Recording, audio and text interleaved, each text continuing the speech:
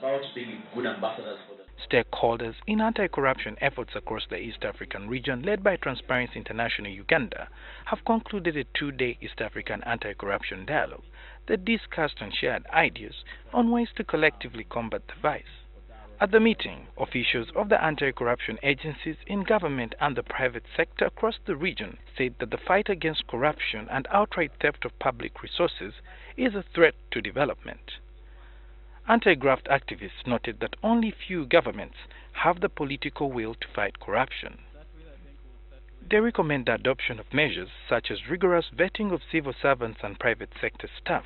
Each and every employer or institution advertising for employment at least has to ensure that anybody, before appointment, they actually seek clearance from Ethics and Anti-Corruption Commission, get clearance from the Director of Criminal Investigations, get clearance from credit reference bureaus to see just how are you in terms of financial status.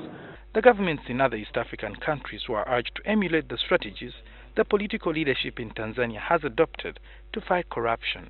For instance, when he came into power, the first and the foremost thing was to root out all the ghost employees in the public service.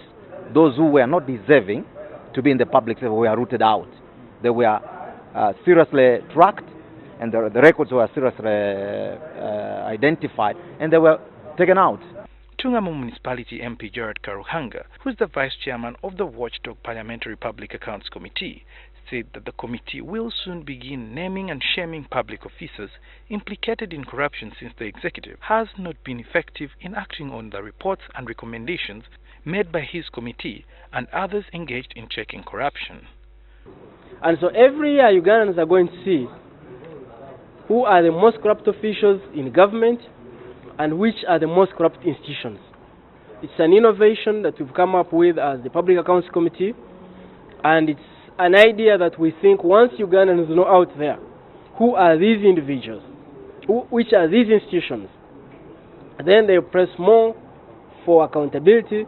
They will demand for changes in these ministries. The Executive Director of Transparency International that convened the meeting called for the adoption of automated systems and citizen witness protection to combat corruption in Uganda. After a person has whistleblown, after a person has come up with all this information, what happens afterwards? How is it protected?